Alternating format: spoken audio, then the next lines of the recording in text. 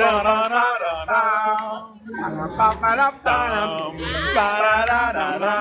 I say, I believe in miracles. Where you from? You said the thing. Come on, come on.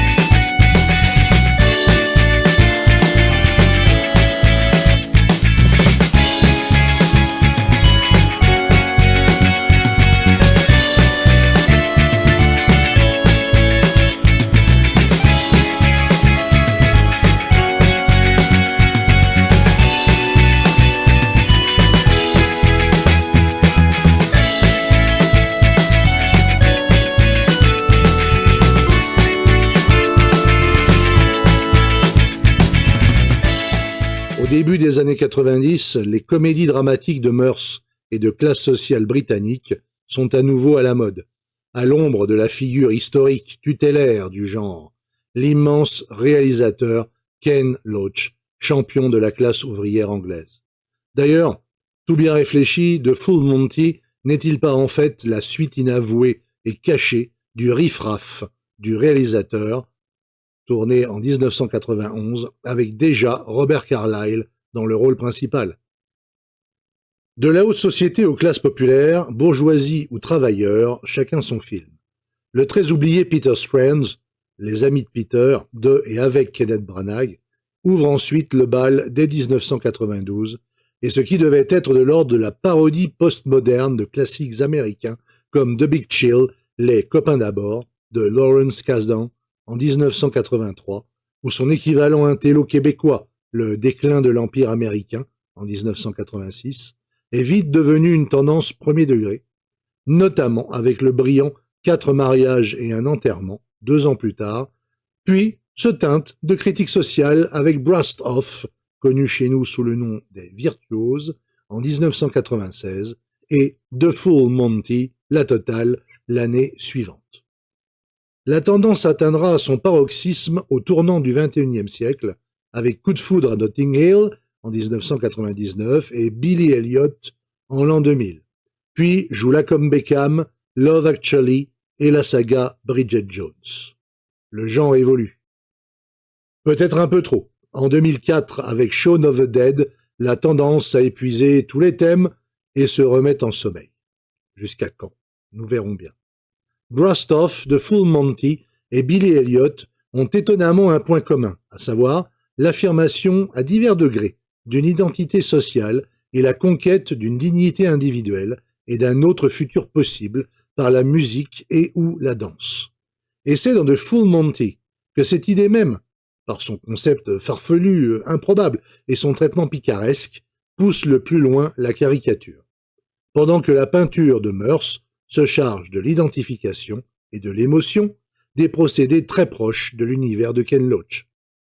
Certains plans du film de Full Monty, notamment de la ville de Sheffield et de son bassin industriel en crise, font directement écho à des plans de films de Loach, et notamment de Kess, en 1969, dont l'action se passe justement dans la grande banlieue de Sheffield. La crise économique, les inégalités sociales et la désindustrialisation du South Yorkshire, au nord de l'Angleterre, avec, comme en France, la disparition de la métallurgie, et malgré les nombreux plans de réhabilitation et de rénovation urbaine, sont au cœur du film, en 1997, et on les retrouvera au cœur de la nouvelle série. Chômage, débrouille, petites arnaques, tricheries, combines. Pôle emploi remplace le pub. La lutte des classes rempile, et la rancœur est chevillée au corps dans une situation explosive où chacun est en train de se noyer. Mais l'honneur populaire commande d'afficher un air désinvolte, fort british, pour sauvegarder les apparences. Cependant, derrière le paravent d'une dignité de façade, la fragilité se dévoile vite dans les instants intimes. Et d'ailleurs, dans la série, les bureaux de Pôle emploi vont à nouveau être au cœur de l'enjeu et de l'action, dans ce qui restera probablement l'une des tirades les plus poignantes et les plus importantes, les plus significatives de la série, puisque une grande partie de la série va tourner autour du personnage de Horse, très diminué, qui donc touche une pension d'invalidité compte tenu de son état, et qui, malmené par le système, qui essaie absolument de lui faire reprendre le travail, il va être plongé dans une série d'événements et de rebondissements qui le dépassent. Et j'en dis pas plus, j'en dis pas plus pour ne pas spoiler la série pour le moment. Il y aura encore un petit peu de danse à Pôle emploi, mais évidemment pas de déshabillage. Cette fois-ci, fini les feuillages des grandes années.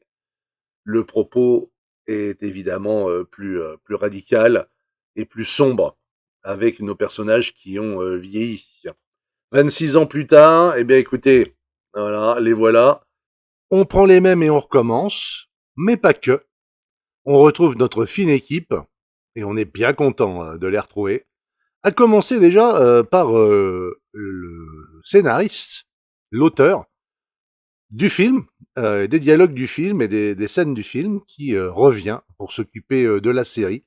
Donc il connaît ses personnages, il connaît l'essence même du succès de The Full Monty, et son écriture s'est forcément affinée avec les 26 ans qui ont passé. Je vous ai fait une petite animation pour voir un petit peu leur changement. Pour certains, on les reconnaît bien encore. Hein. Bon, évidemment, d'autres ont beaucoup grandi, comme Nathan, le fils de Gas, évidemment, ont beaucoup grandi. Il est devenu d'ailleurs, avec son père qui était toujours dans les petits trafics, les combines, il est devenu policier. Voilà, donc au grand désespoir ou à la grande fierté de son père. Gas lui-même n'a pas beaucoup changé. On le retrouve toujours pas loin d'être sans abri. On le retrouve toujours dans ses galères et dans ses petites combines. Il a eu une fille d'une autre aventure qui va bientôt quitter le lycée. Cette fille extrêmement douée, notamment pour la musique, mais qui passe son temps à sécher les cours et à se rebeller contre l'autorité en général, et avec qui il n'a des relations de père que très épisodiques. Elle habite chez sa mère avec ses deux petites sœurs. Sa mère, dont le nouveau compagnon les vole et menace d'être beaucoup plus toxique par la suite. Donc il y a un gros enjeu familial de ce côté-là. Nathan lui-même a eu un enfant qui a un handicap et qui aurait besoin d'un meilleur fauteuil que, bien sûr, hélas, ni l'un ni l'autre ne peuvent s'offrir pour le moment, en tout cas. Et Gas est toujours à l'affût d'une bonne combine, donc, est toujours à l'affût d'une rencontre pour rebondir, notamment au contact d'un graffeur extrêmement doué, mais atteint de problèmes psychologiques graves. Et Gaz va essayer de devenir son coach, dans un premier temps peut-être pour profiter de son art, qui pourrait lui rapporter une commission en tant qu'agent, mais va vite se prendre d'affection et vouloir se rendre utile auprès de son nouvel ami. Ensuite, on retrouve notre Dave, toujours marié à Jean. Il est désormais un peu le gardien, hein, il est un peu le gardien, le concierge du lycée, justement, dans lequel Jean est devenue la principale. Elle se bat contre la dégradation des conditions d'enseignement, et notamment elle se bat contre la vétusté de ses locaux et le délabrement au sens propre, comme au sens figuré de son lycée. On apprendra pas mal de choses aussi sur leur histoire. On se souvient que la parentalité la virilité, la masculinité, le rôle de l'homme dans le couple, dans la famille, dans la société, un peu remis en cause. Déjà, pas mal d'insécurité et d'incertitude en 1997 était au cœur euh, du film. Ça passait par les insécurités physiques sur leur apparence, sur leur physique, sur leur âge, et le fait d'être accepté ou rejeté, que ce soit dans le milieu professionnel ou que ce soit auprès de leurs proches. C'était vraiment un thème très très important. Et évidemment, on va retrouver ces thèmes.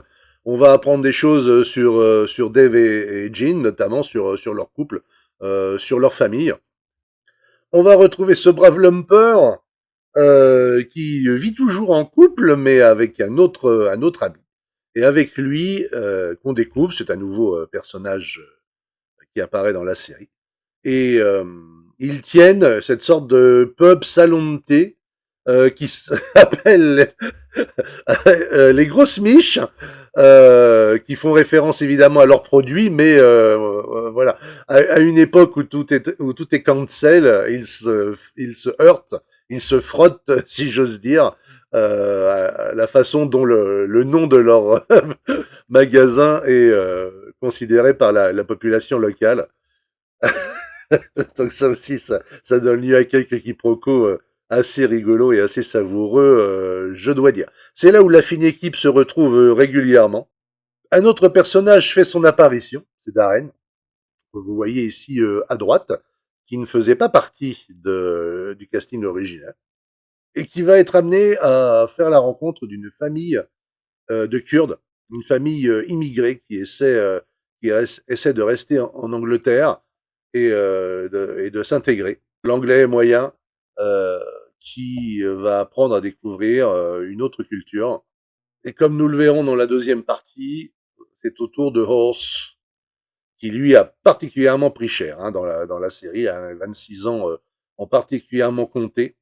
Ce qui est assez triste, c'est un aspect assez triste du scénario, parce que c'était le meilleur danseur. Il était plus âgé que les autres déjà.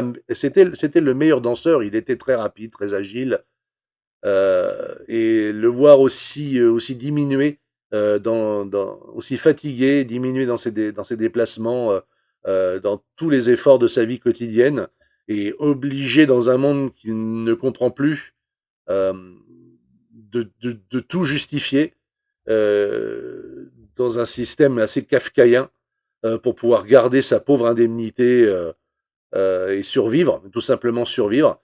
Et c'est vraiment la figure centrale et particulièrement émouvante de cette série. On y reviendra très très largement dans la deuxième partie de notre rétrospective et découverte de la série de Full Monty.